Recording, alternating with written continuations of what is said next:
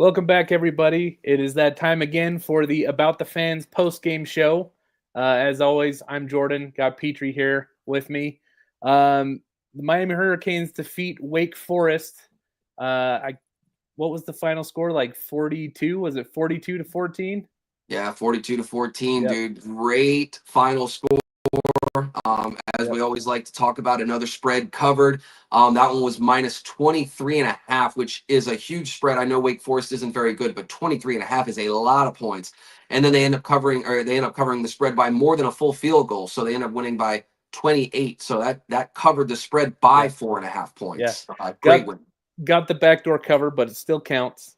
We need to point that out. Still counts. Um, yeah, kind of an interesting game from Miami. We had discussed this pre-show, but you know the Canes have looked really good all season with their first drive. That's typically the scripted stuff that the offensive coordinator will, um, he'll have that script for the first 15, 20 plays, and we've done very good on those. I should actually look into that to see how many times we've scored on the first drive of the game.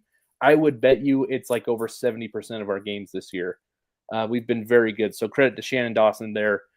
We did that again today.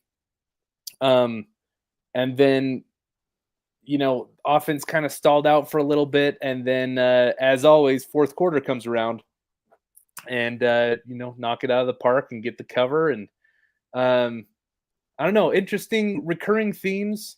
One of the things that was not a recurring theme today, though, was a great performance from the defense. Yeah, exactly. And the defense did have a stellar game. I think that when the first drive resulted in a touchdown for Wake Forest, a lot of people acted like the sky was falling. Admittedly, I might have fallen into that a little bit myself, Yeah, thinking same. I posted right when that happened. I said, "Oh, looks like it might be another one of those games where we're going to have to score 40." But very much a credit to Gidry for making the adjustments and getting it sorted out.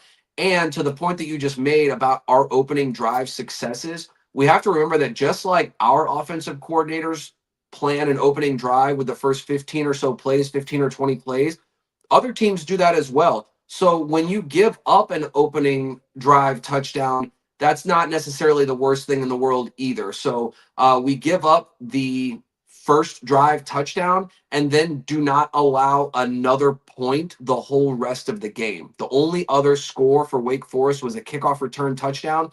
So we gave up a touchdown on the very first drive and then did not allow a single additional point, not even a Yep. field goal for the whole rest of the game. Yeah, Great and if adjustments by the defense. agreed. And we do need to give them their flowers. I when we're in the business of doing analysis and stuff and week to week we're criticizing the defense, I think it's important when we, give them credit for making the adjustments that we've been asking for. If you look at the total team stats, Wake Forest only had 193 total yards. We held them under 100 passing yards, under 100 rushing yards. Um, and really the play that they scored on was more of busted coverage than anything. It was something that you'd like to think isn't easily replicable, right? Something that we could prevent just by getting our assignment correctly next time, right? So amazing performance from the defense today. We had two turnovers. Was it two or three? I know we had at least two. We had the interception, had a fumble recovery. So fantastic performance there. And then, as always, offense turned it on in the fourth quarter and, ended up with a seemingly dominant win, even though it didn't feel like that during the second and third quarter. Yeah, and that's correct. I really, and you brought this up last week, to be able to bet on the first and fourth quarter for the offense and bet on the second and third quarters for the defense.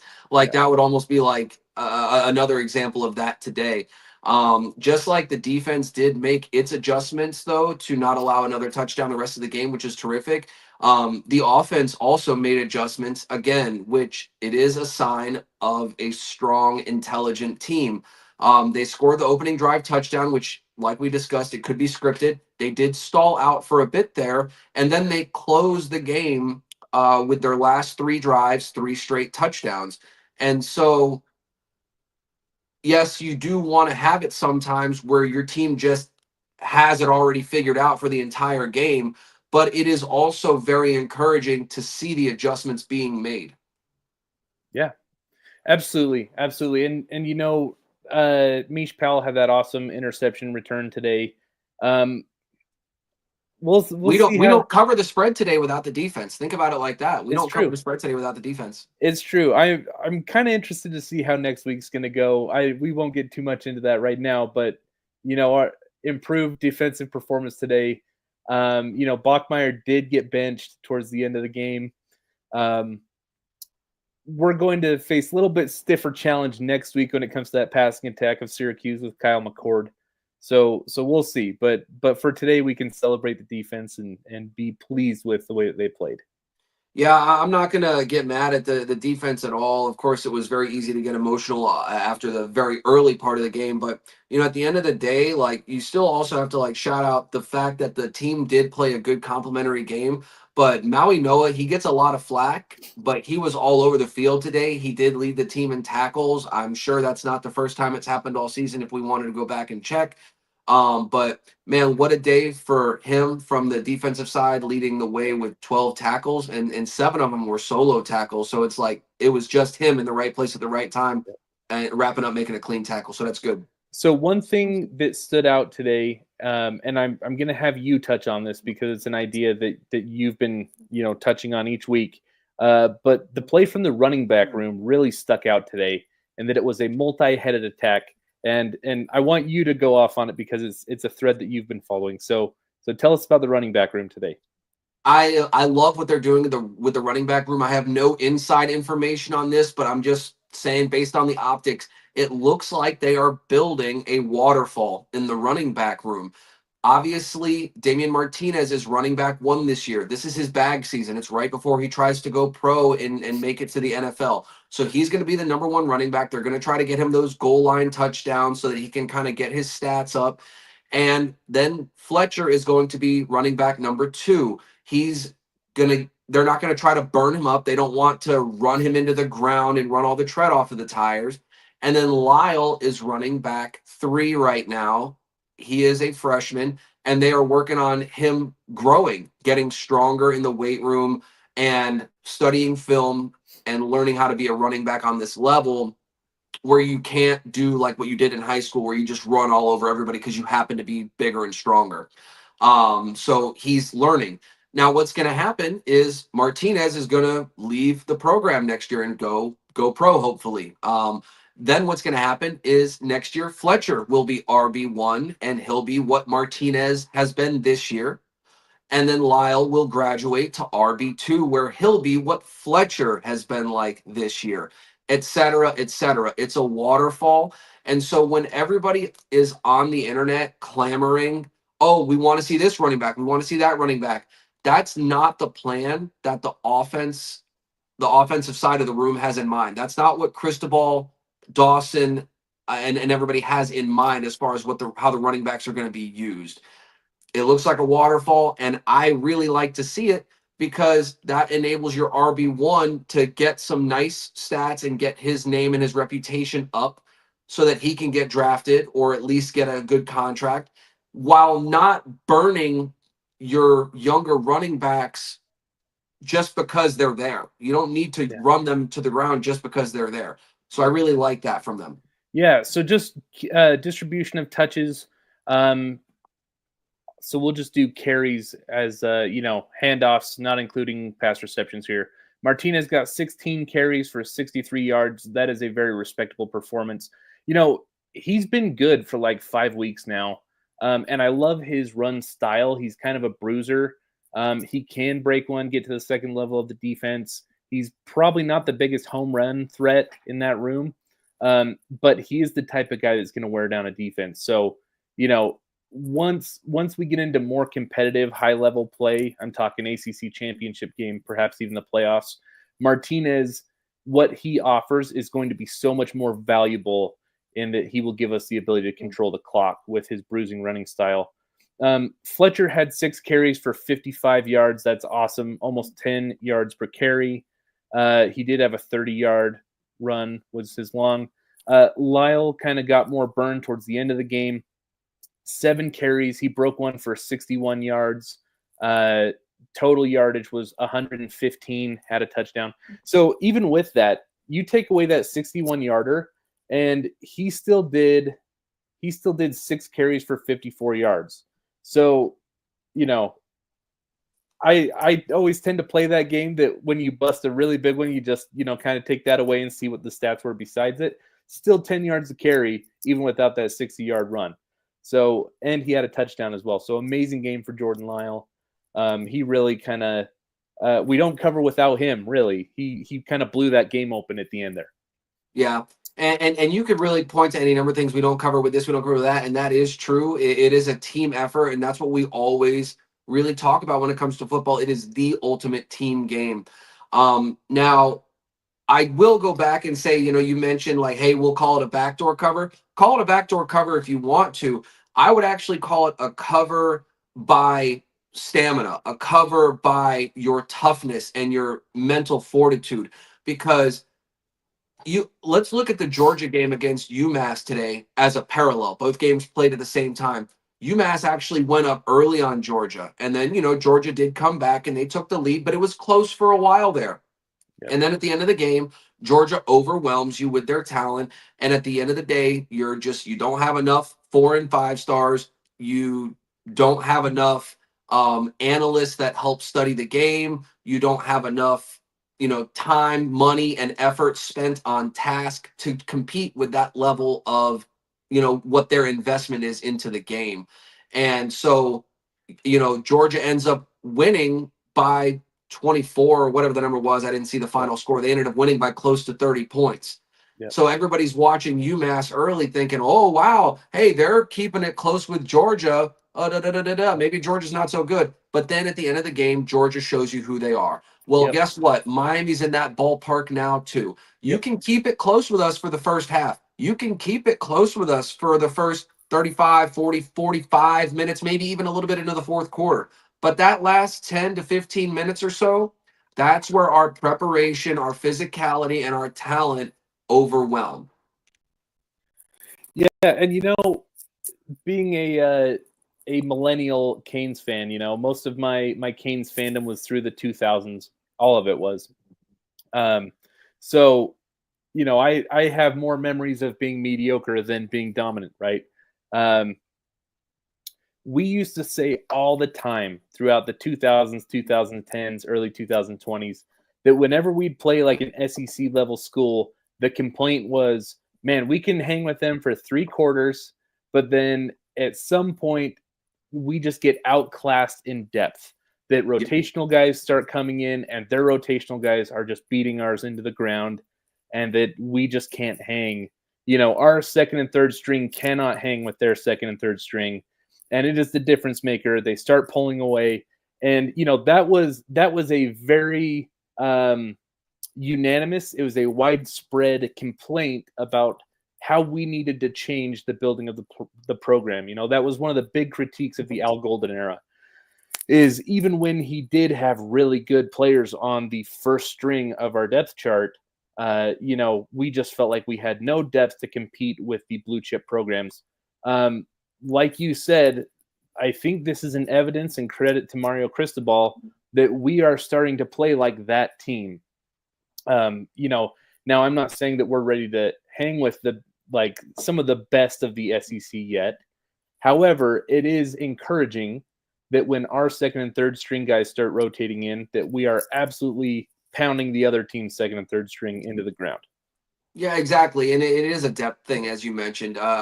And, when you say the top of the SEC or even the top of the Big Ten, am I saying that we would beat Oregon, Ohio State, Georgia, Bama, one of them kind of caliber teams? Am I saying that we would definitely beat them? No, I wouldn't. I would not say that. That would be a foolish prediction to say. But am I going to be surprised if that's a pretty close spread? We go up against Georgia, and Georgia's favored by less than a touchdown. We go up against Ohio State, and they're favored by maybe 8.5, 9. That's not a massive spread and leaves room for you to come in and hurt some people's feelings. Again, not guaranteeing a win, but that would be a situation where we would be maybe a touchdown or so underdog, whereas in the past we would be an underdog by probably 20 plus. Yeah, yeah, absolutely. And we touched on this a little bit, but there's a lot of critique of how weak our schedule has been this year.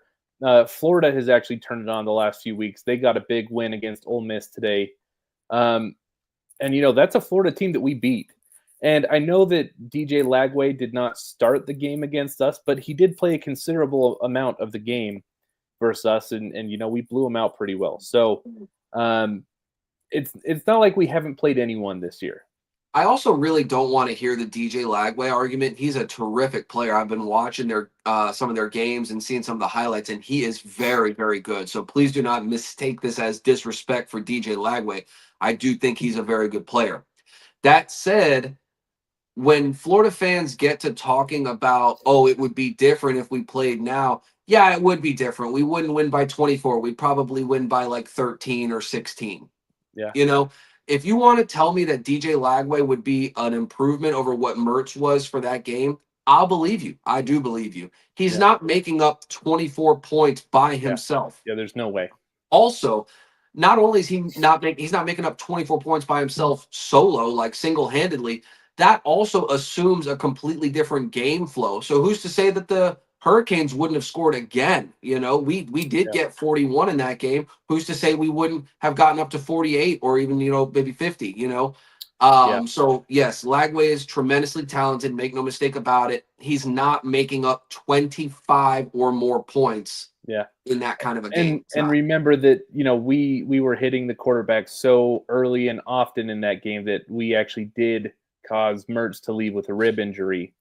I believe it was his ribs, but so it's hard to say. Lagway is good. I'm with you. Not disrespectful in any way, but it's like we were hitting the QB often in that game. So I just to don't know say if that people he alone realize didn't like make it. 24 points is a lot of It's a points. lot of That's a points. lot. That's a If lot they, of like points. that, what I'm trying to say is like, okay, like let's say Lagway is really, really good, right? And he accounts for 3 touchdowns by himself and another drive where you also get a field goal.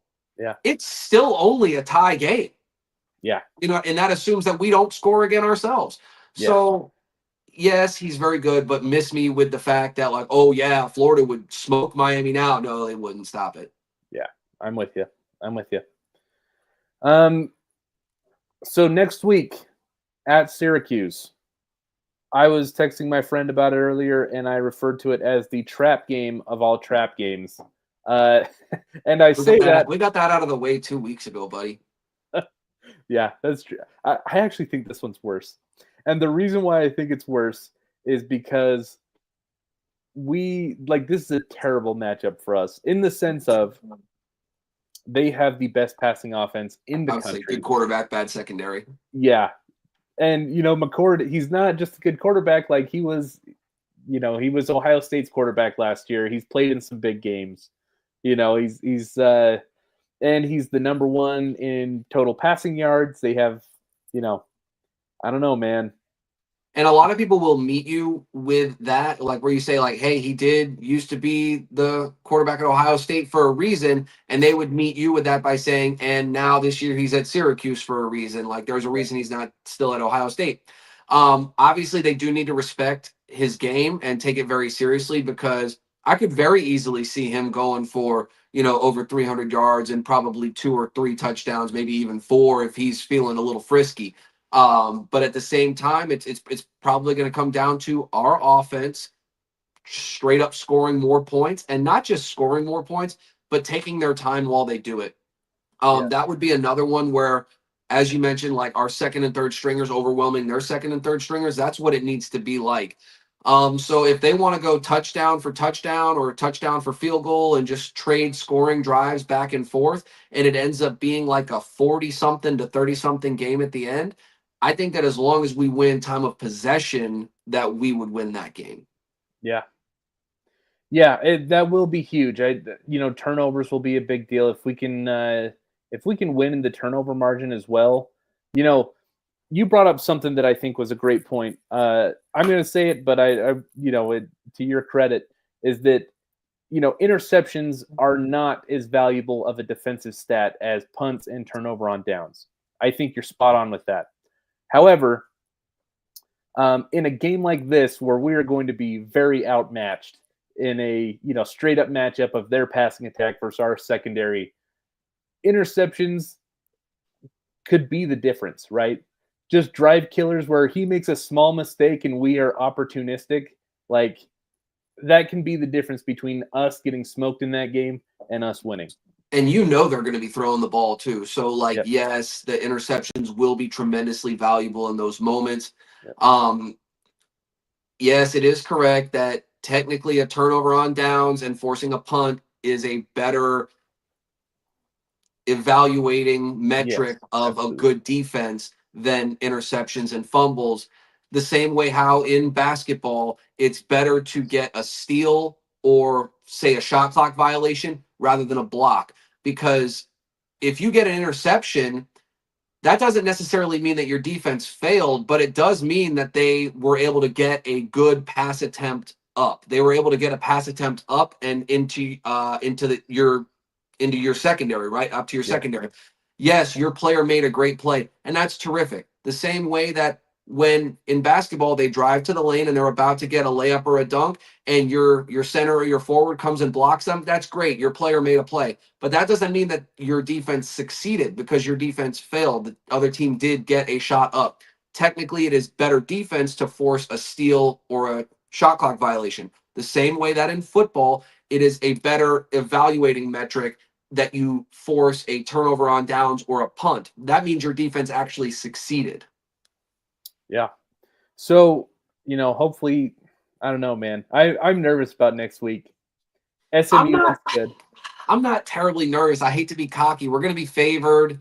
I am There's a wondering. line, yeah. Somebody mentioned something about this. I don't really actually know what Syracuse has cooking, but somebody said they might be ranked next weekend. I don't know. I would have to look at what they're doing and see what everything is going on. But I am a little bit nervous about their passing attack. That's very, very obvious. They are good with passing.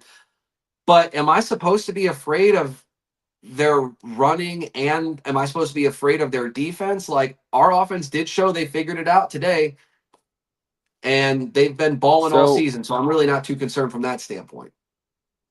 this is interesting. I just looked up the betting odds, okay? So they're favored on every sports book that I can see. At What? least, yeah. So I think that's the MGM sports book has them at -3.5. DraftKings has them at -4, and they're even favored on the money line too right now. Whew. Oh man, I might have run my mouth a little bit too soon. Oh wow, I really would have to see what they're doing. I'm gonna have to take a look at like the rest of their season and see how they've stacked up against their competition. Now that we're very very well, literally at the end of conference play, I would have to check common opponents and things of that nature. Yeah, But I don't know. I would be surprised if we're not favored by the time that game kicks off. interesting, man. Just Yeah, based on what I know right now, I could be dead wrong. I could be dead wrong, but I'd be surprised if we're not I'm favored by kickoff. I'm not saying you're wrong. I'm actually really shocked by this. I'm glad I googled it. What's the number? You said they're favored in all the sports books, which that's probably more telling that they're favored in every book rather than what the actual number is. But what Yeah. is the number? So DraftKings had them -4. The best I saw for us was -1.5. The worst I saw was -4.5 for Syracuse. I don't know. They're probably waiting to see if the money's going to come in. To be honest with you, minus Yeah, 1.5, -1.5. You almost might as well say like even. That's like for you can sure almost go for at Syracuse. Syracuse. Yeah, I'm with you. And like 4.5, like so you're telling me like one touchdown is going to make the whole difference. Yeah. And by the way, a touchdown would screw the spread in that situation. Only 4.5, so you get a touchdown. That's a cover by 2.5. You almost cover by a whole field goal. So I think that's probably more of a reflection of it being an early line rather than it being like how confident the books really are at this time. Once the money comes in, that'll move. So yeah, and then FanDuel has the money line right now. So just straight up Syracuse to win is -178. Yeah, that's not great either. And we're +146. So That's like again, that's what I'm trying to say. Like you might as yeah, well just say it's even. Minus yeah, 178, 146, positive 146. Like that's almost even. yeah, I'm with you.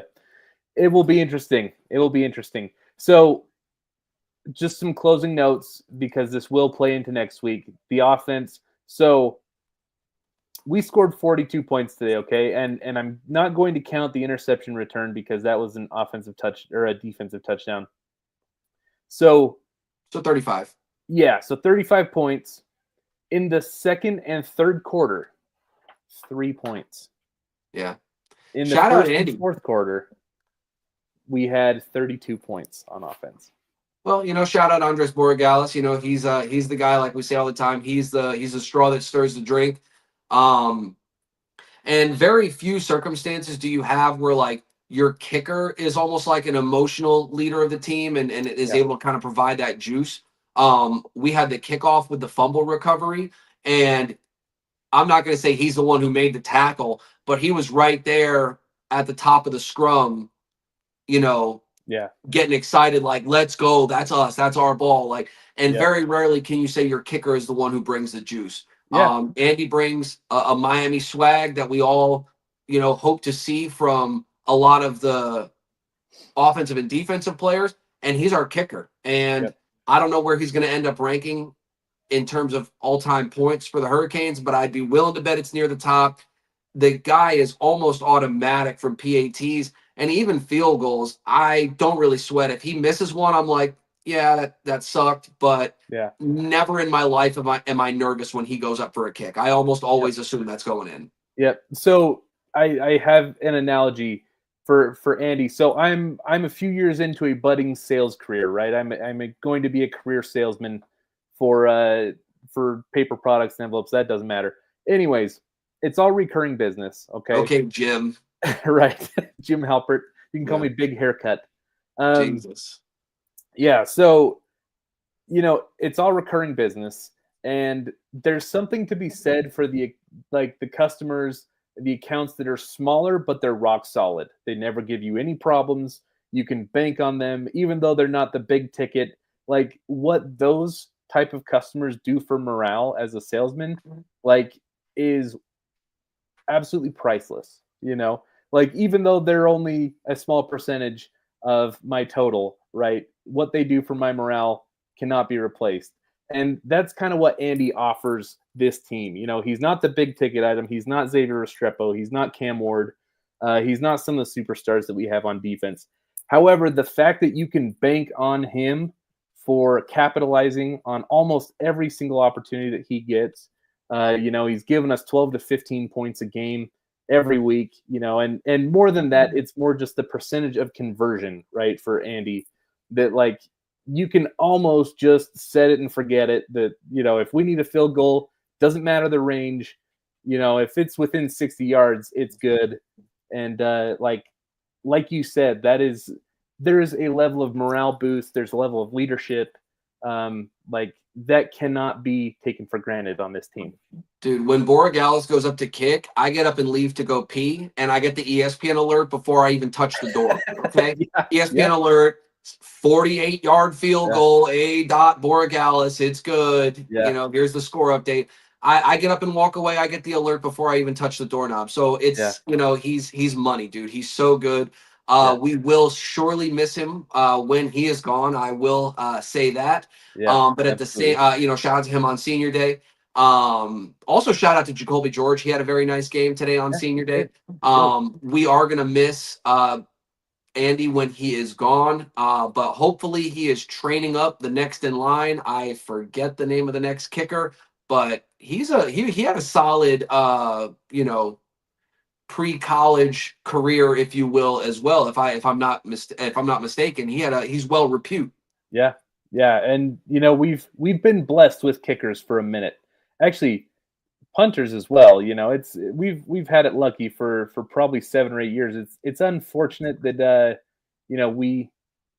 that's going back a little far. I used to know a couple of years ago. You remember this when Jose Borregales was the kicker and we still had Lou Headley as the punter, and I was like, it's so frustrating that we have these absolute domination pieces and they're the kicker and the punter. For fuck's sake, what is going on? What I mean?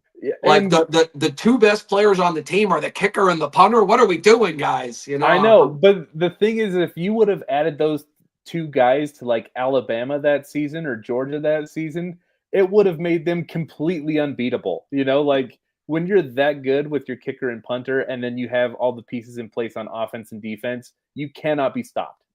Yeah. By the way, Kansas is looking to upset Colorado. That'd be great. They're up 10-0 right now. That'd be great. I'm also a BYU fan, so Yeah.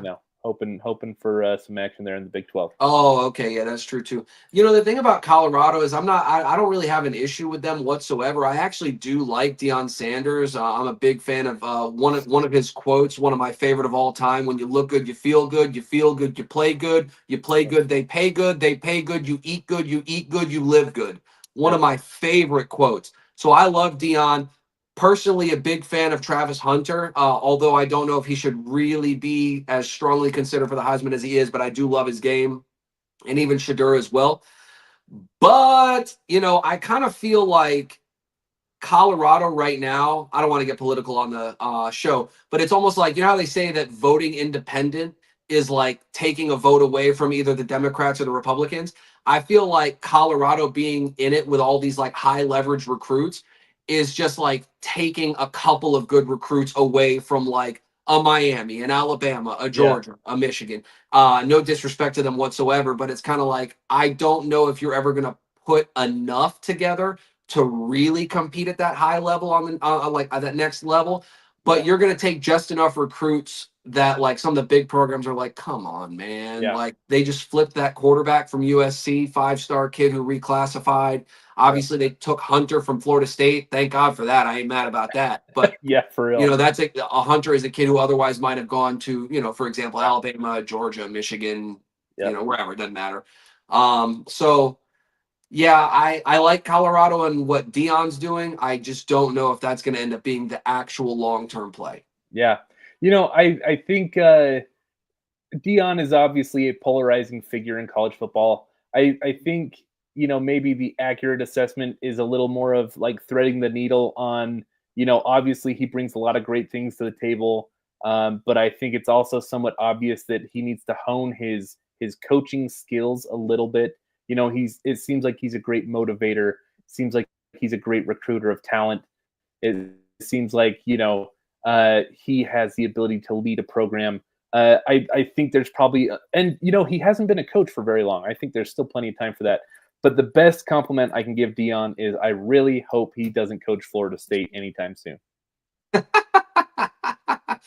Dang, that's a good point to probably close on because let's bring it back into a Miami centric kind of energy, and that is true. The best thing that you can say about Deion is that he did not take that job or he didn't get that job. I don't know. There were some people that said that he didn't even get the job, and because he would have brought Shador with him, and Shador's nice, dude. Yeah. And obviously Travis Hunter would have come along with that as well. So that's the best compliment we can pay them is thank Christ they're not at Florida State right now. I know. And like I have full confidence. Deion is a guy that's been good at everything he's ever tried to do. I think when he's in the 10th, 15th, 17th year of his coaching career, he'll probably be a very well-rounded, good coach. Yeah. I think he leaves a little bit to be desired in the like Saturday management stuff, but he's pretty good at everything else already. Yeah. Well, if he gets it sorted out the way, for example, like Cristobal has, like Cristobal has shown that you don't necessarily have to be the best Saturday coach if you can be the best like Saturday night through to Saturday morning the next one coach. If you're the best coach, one of the best coaches in the country for 6.5 days out of the week, you're near the top. Yeah, absolutely. All right, well, let's wrap this up. Thank you all so much for watching. Petrie, thank you so much. You're amazing. As always, guys, check out About the Fans. I'm all swagged out today. We got some good stuff. Follow us on Twitter at @AboutTheFans_. Go to aboutthefans.com. Get all of your South Florida sporting needs there. Even got some Florida Panthers stuff, which is pretty cool. Got some Miami Heat stuff, Dolphin stuff, Hurricane stuff. So if you are a South Florida sports fan, you will find something you like there. Make sure you check it out. Till next week, we play Syracuse. We're going to win. Go Canes. Cheers, brother. Go Canes.